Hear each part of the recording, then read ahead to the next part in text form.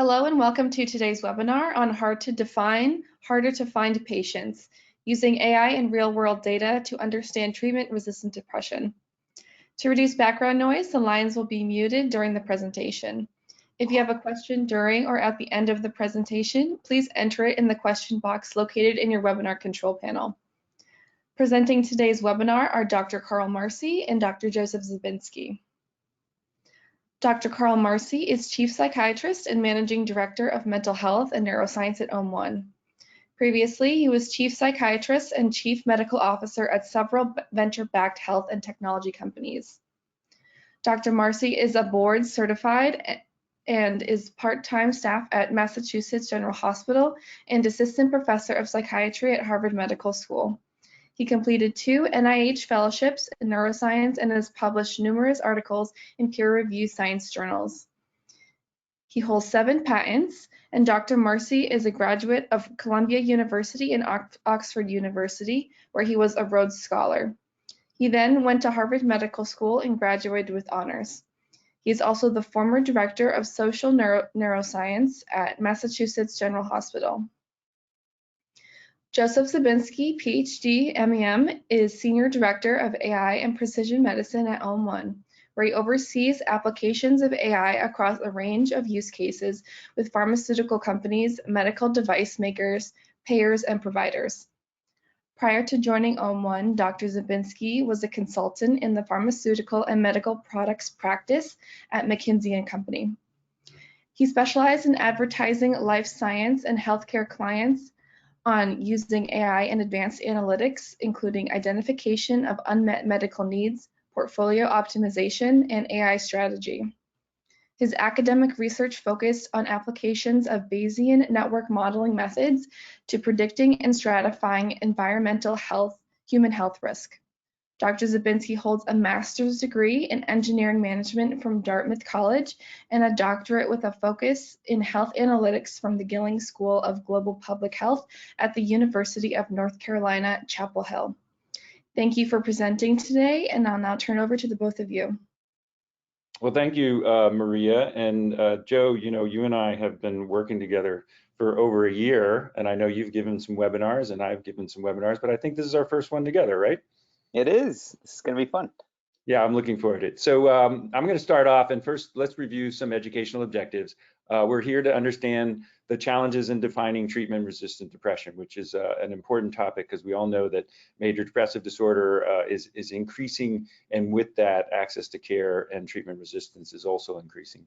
Our second objective is really sort of the bulk of the presentation, which is to see how real-world data, which OM1 specializes in, can improve our understanding of treatment-resistant depression. And then thirdly, evaluate the benefits of using artificial intelligence and machine learning models to improve that understanding beyond traditional approaches. And then I'm quite sure we'll have some time at the end for Q&A, which is always the fun part.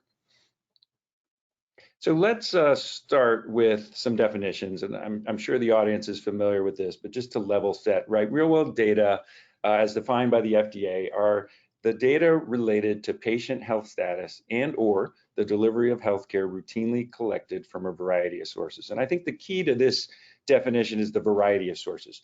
So we at OM1 really specialize in multi-source data for real-world evidence. And we like to combine not just claims data, but I believe we have one of the largest repositories of electronic health records, which include lab data, social determinants of health, and other things, all from multiple sources across the US, organized in the cloud, so that we can mine it for the next definition, which is really what matters, which is real-world evidence defined.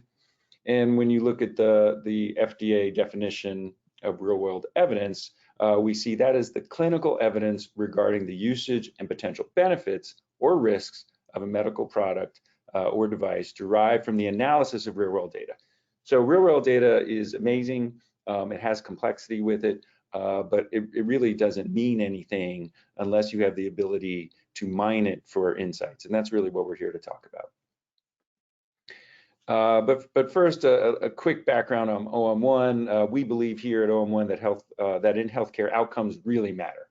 And what that means is our goal is to use real-world data to understand what works for whom and why. And to better achieve better outcomes, we have advanced real-world data in 3 areas of innovation. And we call these our specialty areas. So we have clinical expertise and large multidiscipline teams in the areas of immunology, neuroscience, and cardiometabolic. And today, I'm very privileged to lead the neuroscience group here and to talk about an application in mental health. But before we do that, I want to make sure that everybody here is aware of the different ways that we work with clients, right? So starting from the top left, we can and have and often do license premium and custom data sets. So this is typically for larger life science and biotech companies that have data science teams, have epidemiologists, have the expertise in-house to handle large complex data sets, and they will license prepackaged or custom data sets as they like in different condition areas.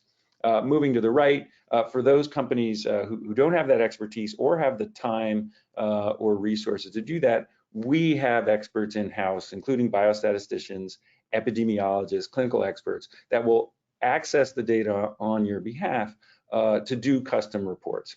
We're also very excited soon and later this year to talk about some of our data and analytics products, which we'll certainly be talking more about later. Now, Joe, I don't know if that's on purpose, but we lost the screen here. Oh, that is not on purpose. Let me try to fix that. 1 second. And while Joe's doing that, we're gonna transition now to talk about treatment-resistant depression. And really, I think the first question there is always, how do we define treatment-resistant depression? And one of the more common definitions is the failure of 2 or more antidepressant trials of adequate dose and duration.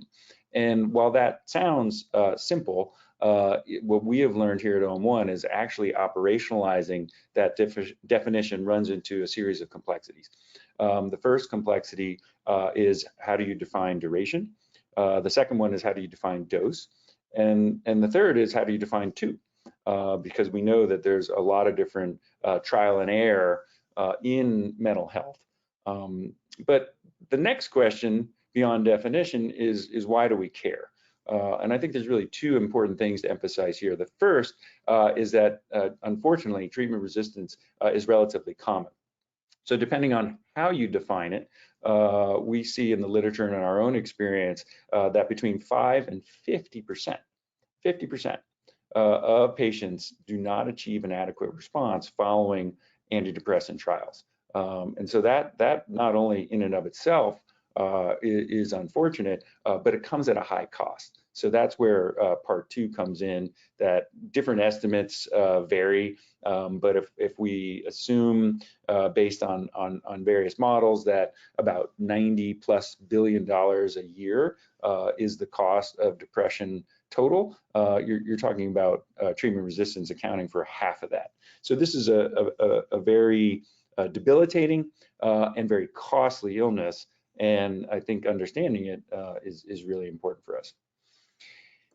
So how do you approach that understanding, right? So what we're going to talk a little bit today about is finding treatment-resistant depression. So identifying patients with TRD allows us to understand the full context of their journey, and allows us also to work towards earlier identification and better outcomes.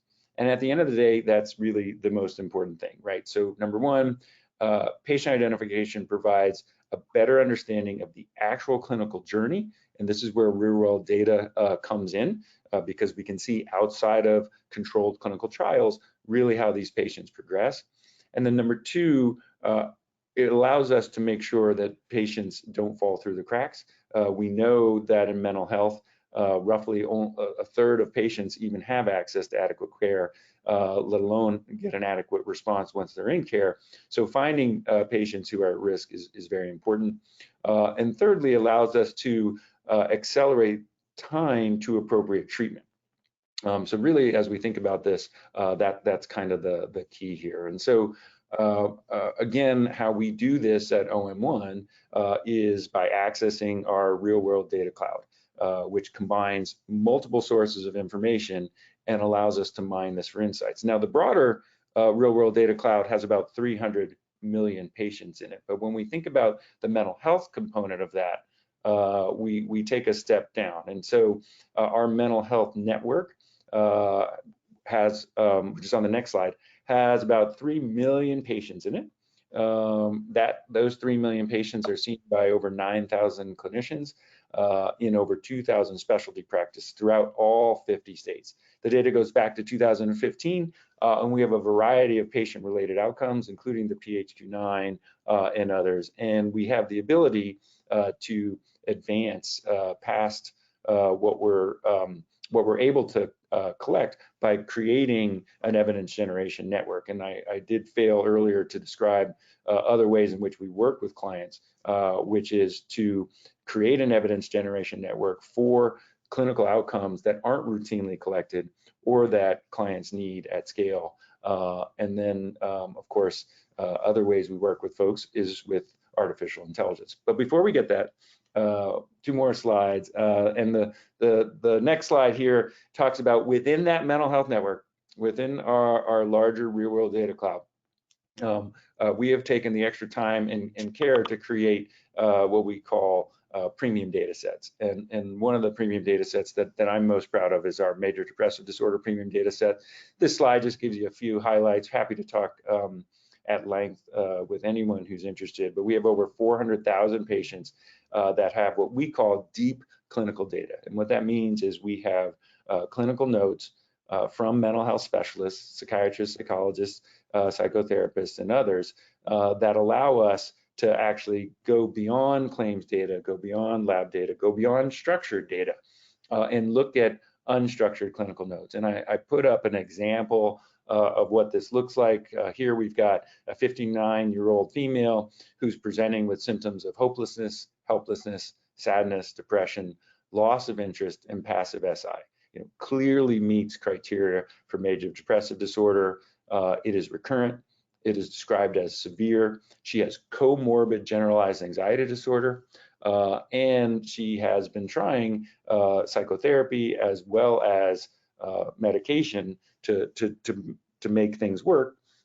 She also has some physical issues and some financial issues. All of this is highlighted in a single note, but I want to call your attention to the last line here, which talks about the fact that she had or is seeking approval for transmagnetic stimulation for her severe treatment-resistant depression. And so here it's actually documented. So now, Joe, when you think about all the data we have and all its depth, but also its complexity, where do we begin to approach something as complex as treatment-resistant depression? Yeah, it's a good question, Carl. And I think more broadly in the field of mental health, certainly in my experience, it's one of the most complicated areas with respect to both richness of insight that's available in the data of the types that we have that you were just describing, including things like this clinical narrative we can see here, but also in complexity of how do you extract that insight and that information and do something useful with it, right? We can all sit here on the webinar screen and read this note and conjure an image in our minds of what this patient is, what she's going through. But actually turning that into something we can repeat reliably across hundreds of thousands or millions of patients, sort of extracting that insight and doing something with it is a tough task. And that's where, as you and I have been working on, we have found artificial intelligence tools to be particularly useful. So to talk about the use of those tools in mental health for this problem of finding treatment-resistant depression patients, we have to talk about why we use artificial intelligence for patient identification more broadly. And the idea here is that AI, and I won't give my usual discursion on the wonders of AI because we'll all get bored, but we'll be here for a long time too. AI is good at picking up patterns, synthesizing those patterns, and then reliably finding them in new data sets. That's one of the strengths of AI. Its ability to do that at scale, so much more quickly and reliably at large scale than you could have, for example, individual humans doing it, is a key strength. And it's also able to pick up on subtleties and patterns that are not sort of a priori observable or even obvious if you were trying to set up a problem. But it can find those relationships and say, there's something connected between these two events in a patient's history, or between something patient A went through and patient B went through that associates with the outcome that both of them experience. And so that general sort of pattern recognition, pattern synthesis, reapplication process is what we talk about when we're using these kinds of AI applications. For patient finding, we at OM1 have developed an artificial intelligence tool that we call Patient Finder because it finds patients that uses the process I just described. So we start with these large data assets and say, if we want to find patients with a certain characteristic, could be an undiagnosed disease, for example, we start out by defining a core group of those patients who we know have the condition we're looking for. And then the AI says, let's look at those patients' medical record histories, their structured medical record data, and figure out what happened to them along the way that's associated with that outcome. So, as I said, this could be sort of more obvious things, comorbid diagnoses or, tests that providers had ordered checking for the condition that we were looking for. But it can also be less obvious things, how frequently the patient saw their doctor, how many tests were run that were negative, where the doctors were sort of ruling things out in a particular sequence. The AI combines all that information into what I like to call signals, which are sort of groups of patterns, statistical patterns, that together comprise a fingerprint or a unique way of understanding patients with that outcome or condition that we're looking for. And then once we have that established, the AI takes that sort of known patterning and goes and looks for it in other patients' data. So those patients also have structured medical record data, diagnoses, procedures, whatever it may be.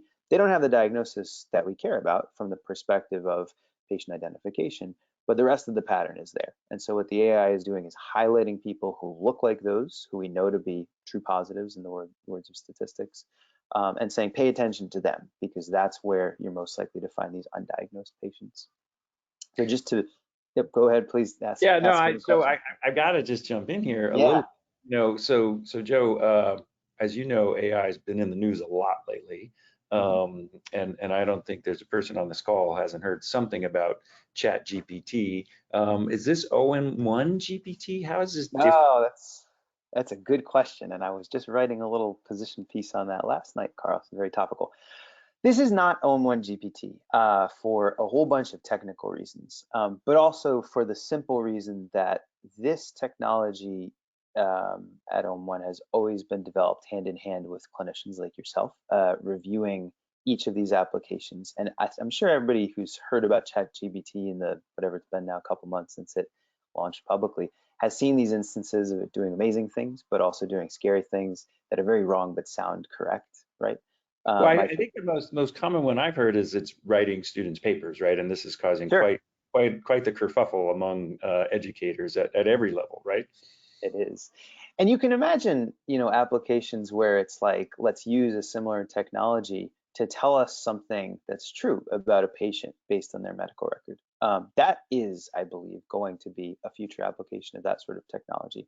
The reason I say that this is not the OM1 version of that is because we have gone through and made very sure that when we're making a recommendation, it has clinician review built into the process. That doesn't say that the AI is right every time. We wouldn't claim this to be a sort of 100% black and white diagnostic. Okay, this is a great point, right? So when the data science team and your team come to me and say, hey, Dr. Marci, you can put your clinical lens and look at some of the features and signals we're seeing here, and we talk about what makes sense and what doesn't, that's sort of what I jokingly call AI with a human touch, right? So we want this to be clinically relevant, and we want some human oversight. We do. That's especially important in healthcare for reasons that we all understand. But that's exactly correct. And someday we'll get there to ChatGPT, I imagine, but not yet. I wouldn't use it as a sort of substitute for your position. Right, we're not putting you out of a job quite yet, Carl. Exactly. So to get back into the connection between patient identification using AI and the real world data sets that Carl was describing, I'll just walk through this briefly because I think it helps to isolate some of the people that we're looking for and show how they're different from others in these large data sets. So I always say, when you're talking about a large data set, this could be everybody in a particular health system. For example, we have 3 kinds of patients with respect to the condition that we're looking for. The first are those who don't have the condition that we're looking for. Kind of obvious, but it's important when you're doing anything analytical to be aware those people exist and to be able to say they belong in the non-positive group, right? The second category of patients, these blue ones, are those patients who are both diagnosed and labeled. And a lot of times you'll hear people sort of elide the difference between those terms, but it's really important. Diagnosed means how you have the condition, your provider knows you have the condition.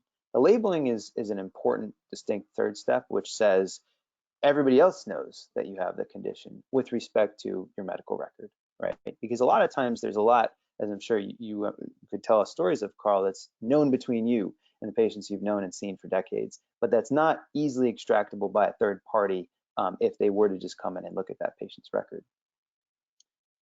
With respect to those patients, they're easier to find if they are labeled, but if they're not labeled or if they're undiagnosed completely, those are the ones that we're really talking about here with this problem of patient finding.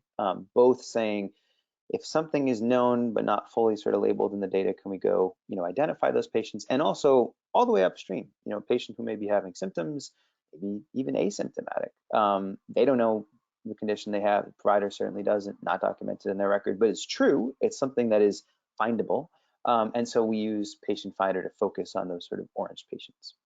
So Joe, clarify for the audience, in the case of treatment-resistant depression, is the first box, the gray box, patients without the condition, is that without TRD or without major depressive disorder? Yeah, that's a good question. And the answer could be both, but I think the more interesting question, and I base this on many conversations you and I have had, is really within the MDD, major depressive disorder population, right? It's not so hard to say, here's somebody with a lot of depression segregated from a group of people who are not depressed at all. But probably the more clinically relevant thing is distinguishing between your depression but not treatment-resistant group from the hardened sort of treatment-resistant group. Yeah, that's right. And we talked a little bit about how major depressive disorder has been around for a long time. It's been defined in the Diagnostic Statistical Manual, the DSM, for many editions.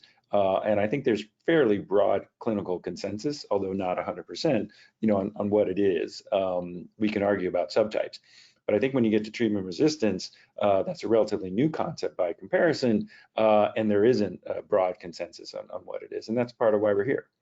That's right. And that actually leads me to the next point I wanted to make very nicely, which is to say, to be able to start with these processes, this AI-assisted patient identification, in the simplest way of doing it, as I was describing before, you start off with a known set, right? We say, we're going to take people who we know to have the condition and let the patient finder model kind of understand them and then go look for other patients.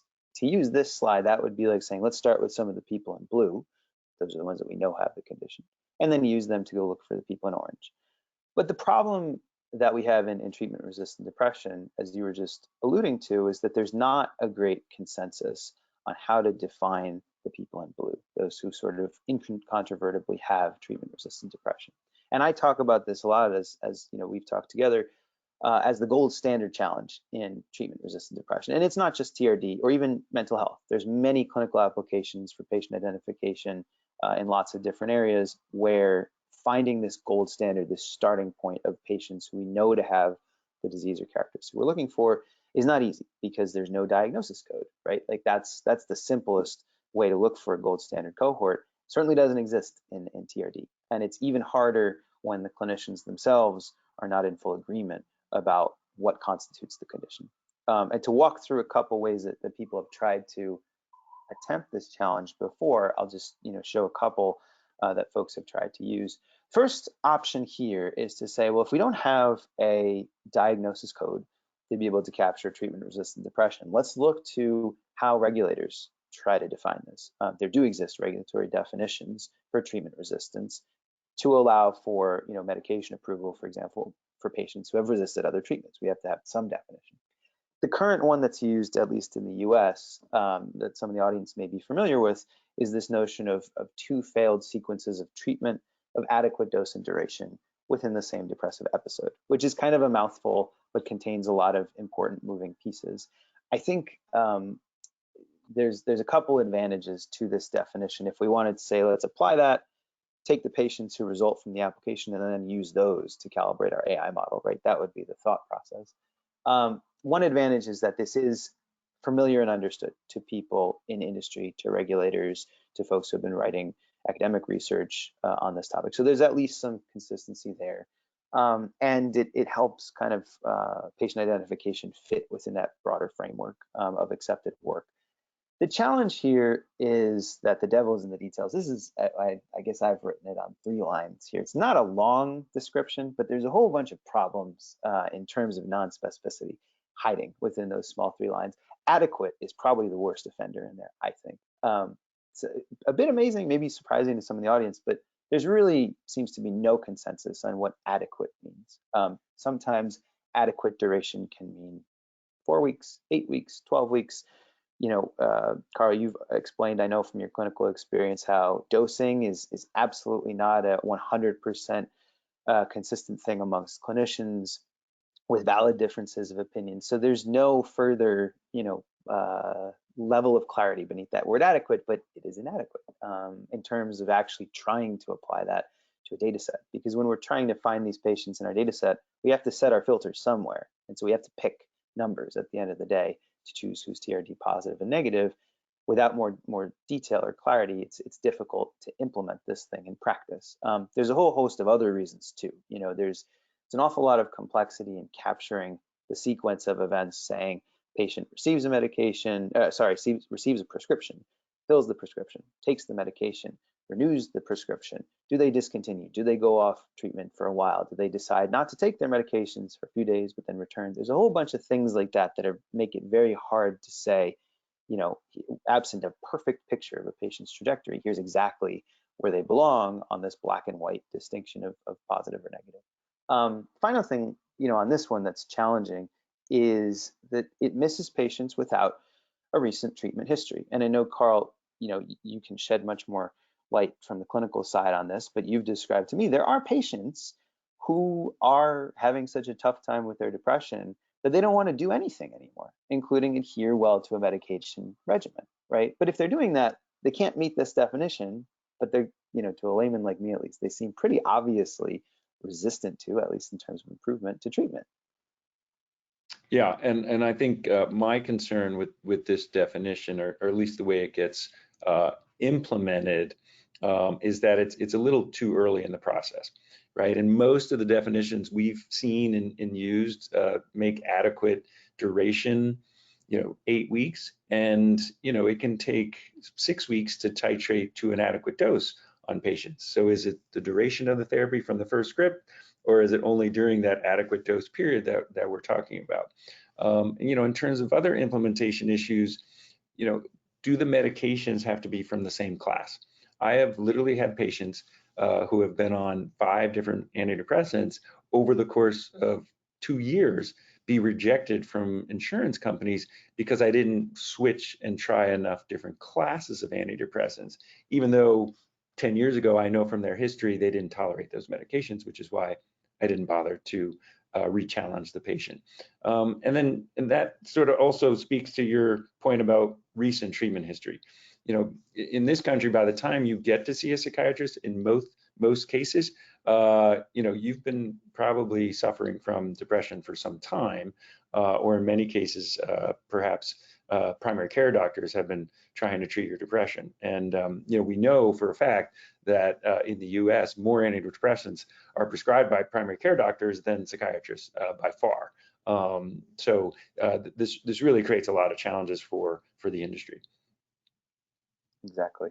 Now, so what's the alternative? Yeah, it's a good question. So, this is not the only thing that people have tried. So just to give one other example, there's this notion of saying, well, let's just restrict ourselves to patients who we can all agree have some marker in their history that says 10 out of 10 psychiatrists would agree these people are incontrovertibly treatment resistant. And the way to do that, I think the most obvious way to do it, is to look for patients with a really advanced treatment for depression, one that would not otherwise be used unless the patient had failed significantly on other regimens of treatment and was still suffering, severely from their condition.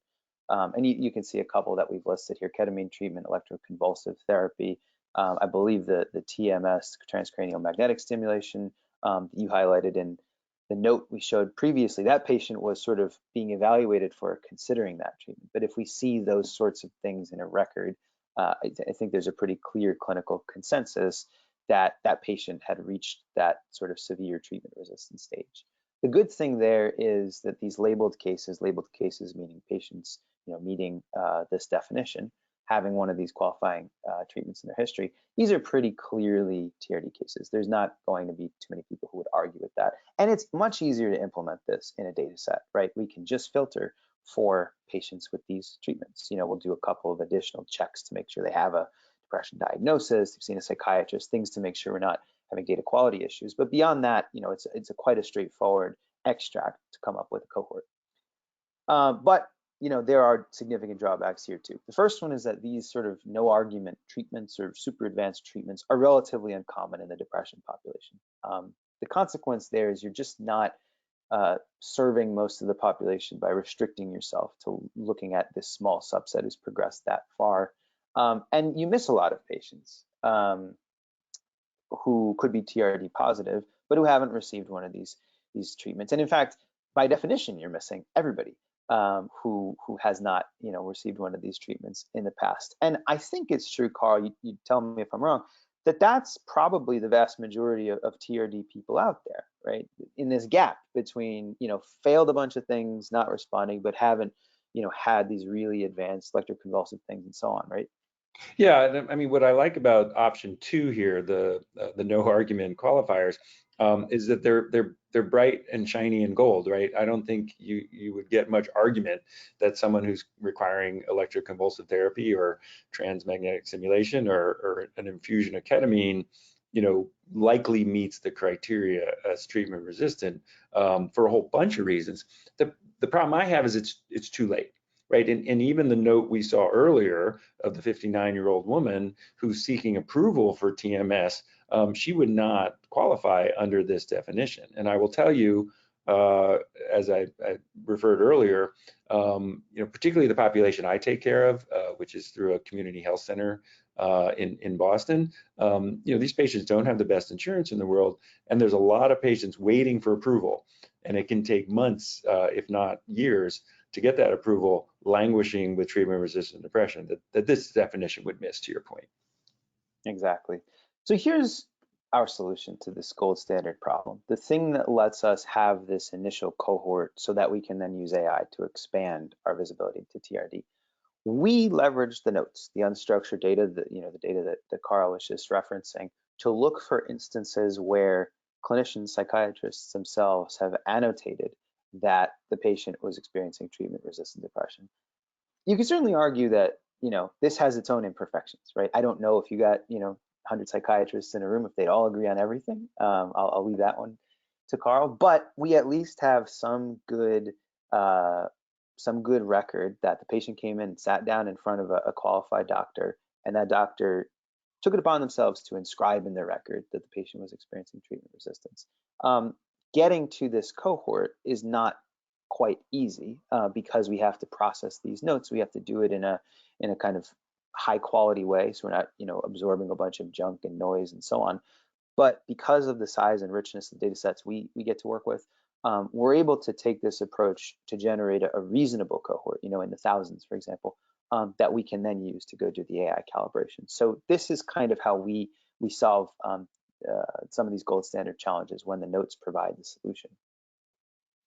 Yeah, and what I like about this is, while it's true, you could line up 100 psychiatrists and be hard to get them to agree about a lot of things.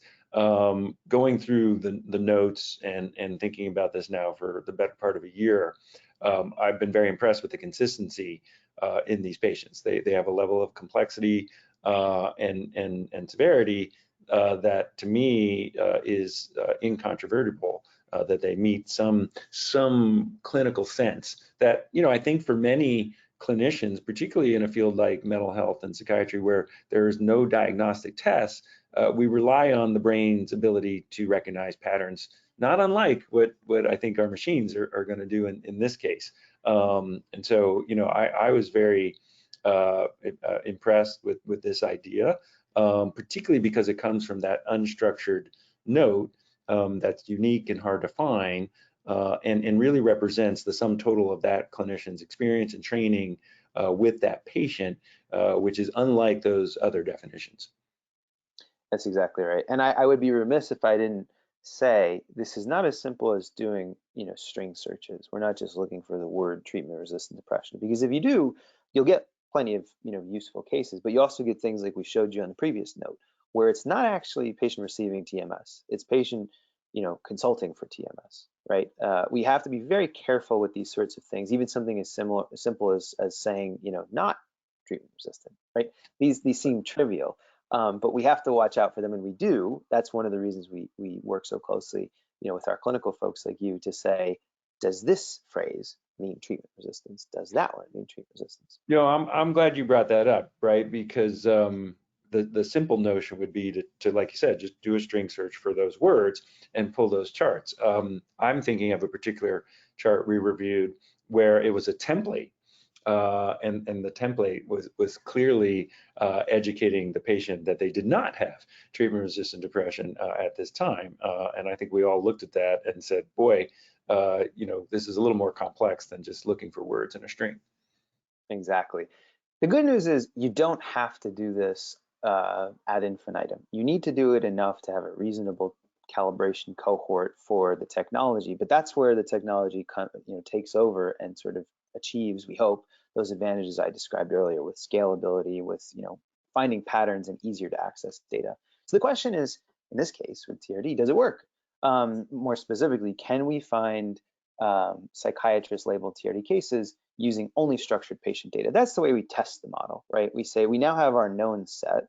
We let the model learn from some of that known set. And then we test it by saying we're going to hold out a set of patients we know to be TRD positive based on the physician's labeling, but we won't tell that to model, and we'll see if it finds them, right? That's how we do this evaluation. Unsurprisingly, given the fact that we're doing this webinar, it works. And this is a sort of tedious statistical way of describing at a high level how and why it works. I won't linger on this except to say many of the audience may be familiar with these receiver operating characteristic curves. This is a standard way of just kind of giving a snapshot of whether particularly a binary classification model, one that's saying positives and negatives, is doing well. The way to read the chart is sort of like this dotted line in the middle represents a coin flip. So if that was our model, we just flipped the coin to say if someone was TRD positive or not. You'd be on that dotted line, and your area under that curve would be 0.5. So 0.5 is equivalent to a coin flip. An area under the curve value of 1 is a perfect model. Perfect in the sense that we're trading off sensitivity, specificity, so we have no false positives, no false negatives if the value were 1. My personal heuristic is kind of like, if this value gets above about a 0.7, I start to get interested. If it gets above 0.8, we're really doing quite well in a sort of healthcare context. And for a model like this, if you got much above 0.9, I'd begin to question sort of if you weren't allowing the model to know things it shouldn't. This performance was really exciting because it's right in that sweet spot. It's extremely good, but also gets enough things wrong that we're not worried about it sort of cheating. And we've done a whole bunch of testing to kind of beat this thing up, and it does really well in using structured data to find these TRD patients. So we were pretty excited to see this nonetheless, right? Oh, absolutely. This has been really a confirmation of all the hypotheses we thought about the utility of the technology in mental health. But that's my dry data science way of describing it. I don't know if that's sufficient for you psychiatrists, Carl. Well, it sort of leads to the question, which is it clinically relevant, right? And so when we think about clinical relevance, really in any field, we think about outcomes. And in mental health in general, and in depression in particular, one of the more common patient-reported outcomes is the PHQ-9. And we were very fortunate here at OM1 to not only have a large population of depressed patients, over 400,000 in our premium data set, but we have hundreds of thousands of PHQ-9s that are observed in that population. And we chose the PHQ-9 not just because it's common, but because here at OM1 we've actually done work building a consensus statement around this particular topic. And so happy to share this, anyone's interested, published in the Annals of Internal Medicine here at OM1, called Harmonized Outcome Measures for Use in Depression Patient Registries in Clinical Practice. And I particularly like the editorial that accompanied this piece because Dr. Jackson used the metaphor of hypertension and blood pressure, and talked about how, in primary care and in cardiology and really in public health, everyone is very focused on controlling our blood pressure to a particular degree, typically below 130 over 90. And the reason we do that is because it comes with great benefits in terms of cardiovascular health. We're learning more and more in terms of mental health and dementia and a whole host of things. Why wouldn't we create a similar standard with something like the PHQ-9? And so here at OM1, we're taking the use of the PHQ-9 very seriously in our real world data. So what did we do with it in this case, Joe? Yeah, so the intent was to say, it's all well and good and very exciting to see in a statistical sense that the model, the patient identification model for TRD is performing well. But if we can sort of corroborate that with the vision into the patient's disease journey that's provided by these PHQ-9 scores, analogous to sort of like checking blood pressure over time for hypertension patients, that would be a really cool and powerful confirmation that we're kind of finding the right people. And this is how we set up this problem. So as you were mentioning, Carl, we have quite a lot of PHQ-9 scores in our major depression registry. So we have an ability to kind of look at snapshots of where patients were at different points in their trajectory. And our hypothesis here was that when we're looking at a group of patients who have lower disease activity, so they have a lower PHQ-9 score, at that point in time, most of those patients are probably not going to be treatment resistant, right? We wouldn't say that nobody in that group could be treatment resistant. Patients' disease activity varies a lot. No instrument is perfect. There's a lot of reasons that wouldn't be 100% true, but we could say sort of on balance, for a cohort of patients who are not very depressed, most of them are not going to be experiencing treatment resistance.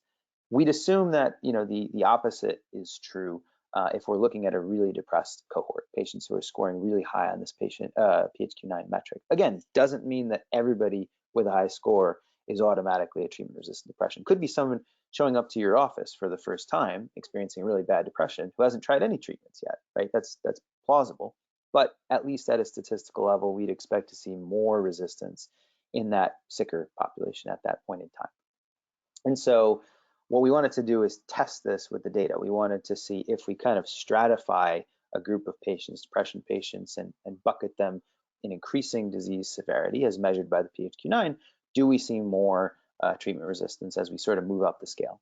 This is what the plot looks like if you do the experiment I just described using our sort of physician-labeled gold standard patients. So in other words, the orange portion of these bars is the non-TRD group, again by sort of the gold standard labeling, and the blue portion is those patients for whom the psychiatrist wrote down treatment-resistant depression. And you can see as we move up from left to right on this scale of worsening depression severity, as a proportion, more and more patients are in this blue group. More and more patients are in the treatment-resistant group. Now, this has nothing to do with AI here. This is all observational, right? We're observing these disease activity metrics. We're observing the physician's annotation of whether they're TRD positive. So this says that hypothesis we had, we at least observe it in our data. The question then was, do we also observe it? And instead of using our physician-labeled gold standard, we use Patient Finder, right? Patient Finder says, here's your depression, your treatment-resistant depression patients. Do we see a similar sort of upsloping? No surprise, here's the chart. We do. You see sort of a similar kind of increase. It's a fairly smooth increase as we move up from none or minimal depression all the way up to the severe end of the spectrum. So this was just a very nice confirmation to us that the people Patient Finder is finding look like the people the doctors say are treatment-resistant depression and are actually experiencing worse disease. Yeah, and when I saw this, I got very excited because I think it as you mentioned, meets clinical intuition. And I think it's important to sort of point out that Severity on the PHQ-9 doesn't just mean worse symptoms. It typically means lower ability to function.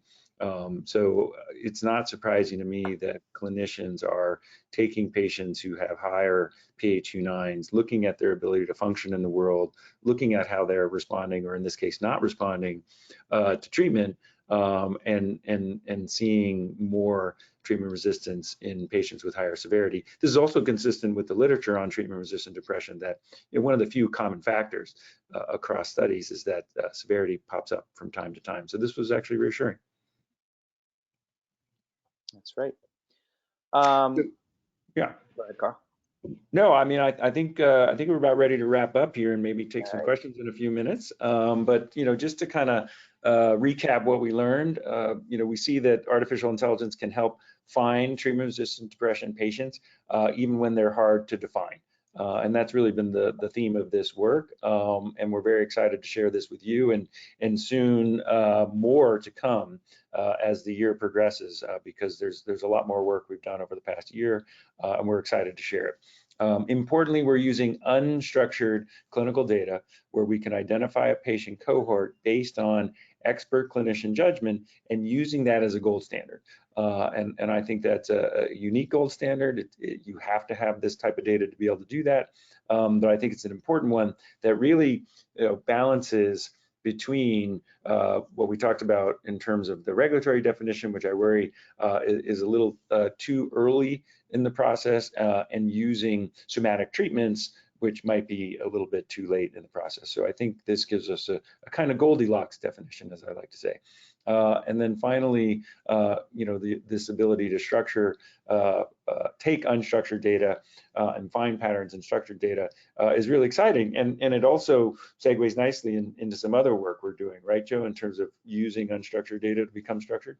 It does. And I like to think of this in the patient identification context. I said earlier, we can't put every patient in front of a psychiatrist and ask them, what do you think? This is very loosely an AI and database way of sort of polling hundreds of psychiatrists about each patient and saying, based on the synthesis of what we see from their prior judgment, how does this patient look?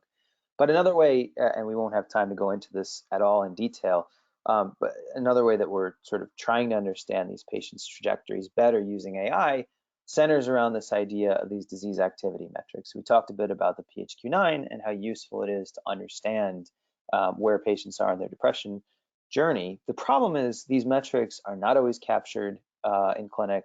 If they are captured, they're not always recorded or tested in a reliable way. And so we have a lot of them. They give us good visibility, but they leave gaps, and we're always looking to fill in those gaps. However, mental health, as I think I mentioned earlier, has the richest clinical narrative notes that I've ever seen in any specialty area. The clinicians are describing at length in many cases what's going on with the patient. And so we said, could we use AI to sort of read that narrative and then estimate a PHQ-9 score, which we've labeled the ePHQ-9. We've done this. You can see another one of these ROC curves on the right-hand side to say this works well too in proxying for observed PHQ-9 scores. But the really powerful thing is we can massively increase the number of data points we have that are available for patients. So just to give some numbers to this one, we've generated 1.7 million of these scores, covering almost 200,000 patients to give us more sort of dot points on their journey. Again, thinking about the blood pressure example, kind of like if you could synthesize a way of observing a patient's blood pressure every day or every week instead of every 6 months. You can imagine the power of that. So that's one of the things we've done here. Yeah, and as you know, I'm super excited about this estimation, right? So it actually, to me, solves one of the biggest problems with real-world data, which is the missingness, right? So even though we have hundreds of thousands of PHQ-9s, we now have millions. So we're able to do two things: fill in gaps for patients who have a few PHQ-9s, but also assign, robust and what looks to be very valid measures to patients who have never actually filled out a PHQ-9. And that is super exciting. And I like to say the closest thing to magic I've ever seen, the ability of a computer to read a clinician's note and generate an accurate score is fantastic. And just finally, to wrap up here, we're not stopping with patient identification at TRD and mental health. There does seem to be quite a large amount of patients out there who are suffering from conditions that they don't know they have, their providers don't know they have, not getting as quickly to treatment as possible. So the next three we're working on, you can see on the screen here, obsessive compulsive disorder, generalized anxiety disorder, and then also autism spectrum disorder, but applying the same process, trying to distinguish these patients. Yeah, and just a plea to those who are watching, part of my role is to prioritize our resources and decide which of these outcome measures are most important. So absolutely looking for partners and feedback from the industry as we build our experience base with these tools on what is the most important one for all of you as we go forward and define our data and mine it and enrich it for more value. So I think with that, we're going to turn it over to some Q&A. So appreciate, Joe, the conversation and all your hard work and partnership. So let's turn it over to some questions. Maria, what do we got? Thank you, Dr. Marci and Dr. Zabinski. As a reminder to our audience, if you have a question, please enter it in the question and answer box located in your webinar control panel. So our first audience question I'm going to direct to Joe, since they are asking about AI.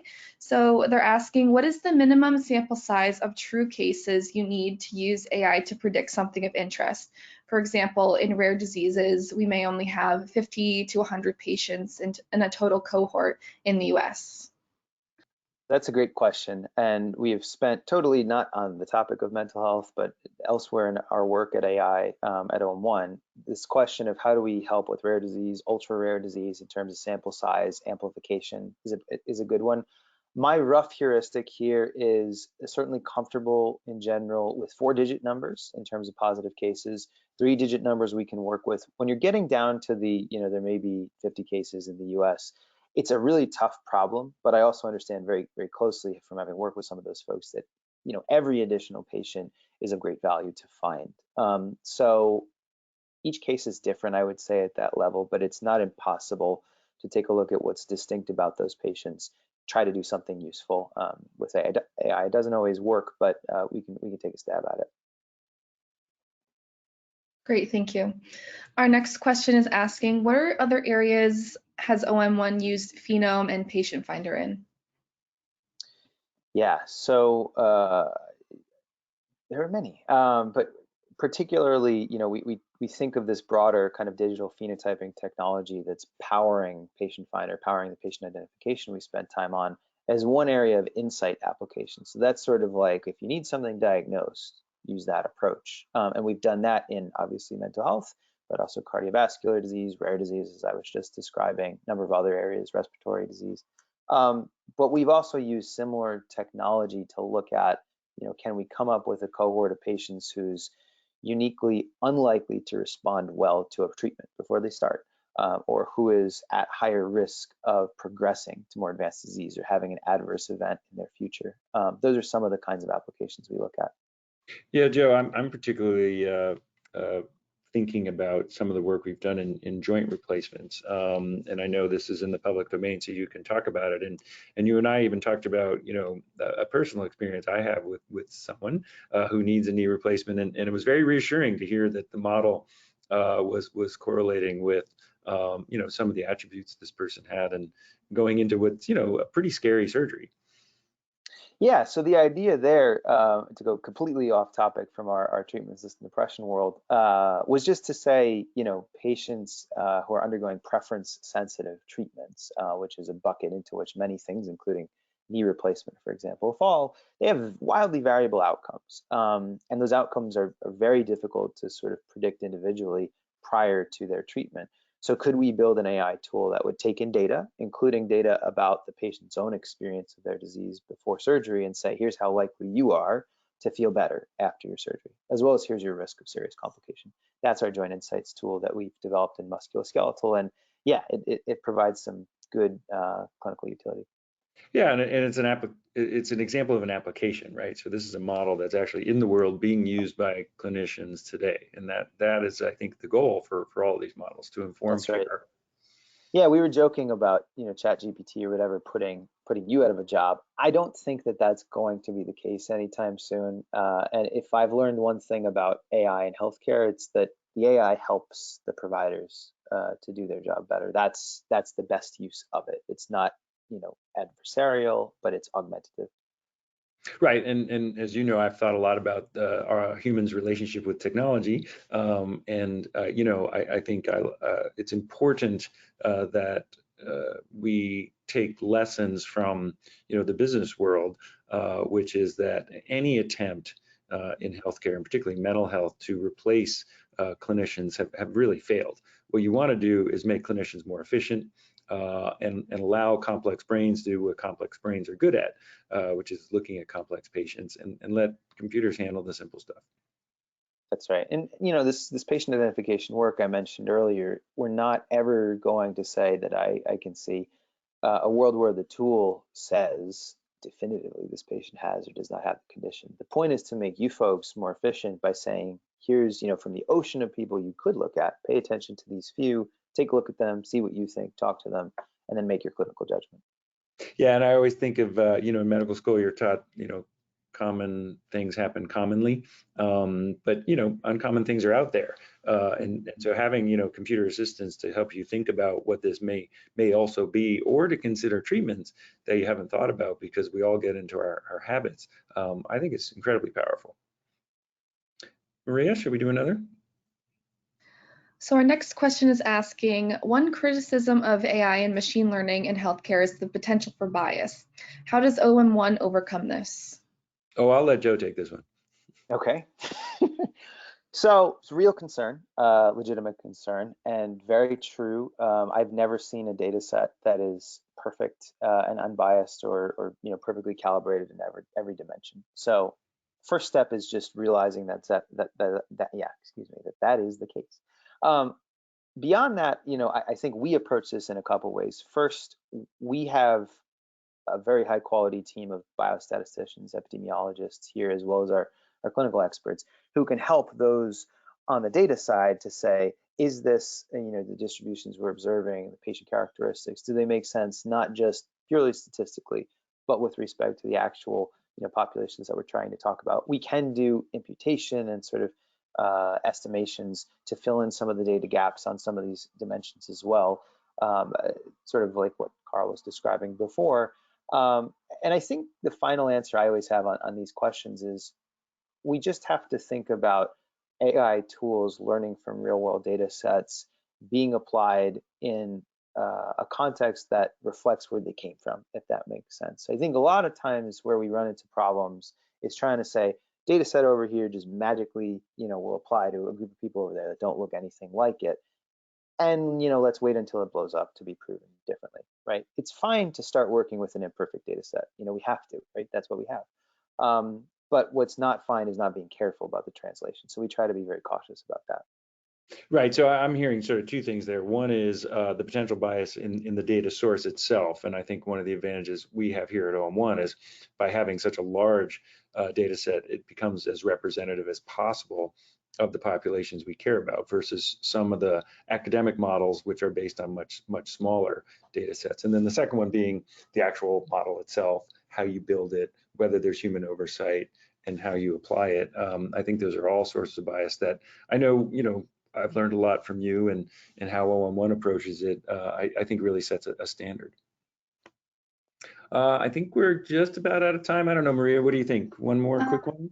We have one more question, and it's asking, what are the real world applications for all of this? Oh, well, right? What's that? That's me, There's yeah. One more small question. I'll take that one, and I'll try to do it quickly because I know we're almost out of time. I think we end where we began, which is, the importance of these models is to help identify patients who are falling through the cracks, number one. I think number two is to intervene earlier. So if we can predict who's going to go on to have treatment resistance, then we can apply our resources to them sooner rather than wait for those costs to mount and their disability to grow.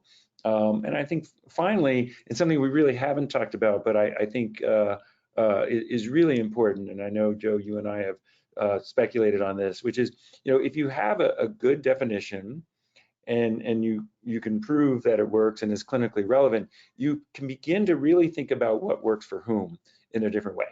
You know, and we're very excited that there's a whole lot of new treatments for treatment-resistant depression coming, whether it's the psilocybins, new forms of magnetic stimulation and new protocols for that, various ways of getting other agents, novel and otherwise, to patients. We're going to need to really understand this question, and this is where real-world data and real-world evidence can help. So with that, appreciate everyone's attention. If you have any questions, please reach out to both of us.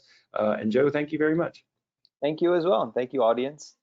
Yes, thank you both for this discussion and presentation. If you have a question that was not answered or you have one following the webinar, please submit to us directly and we'll follow up with you. Thank you again for joining the webinar today. A link to the recording will be distributed to all attendees, and we hope you join us again in the future. Thank you.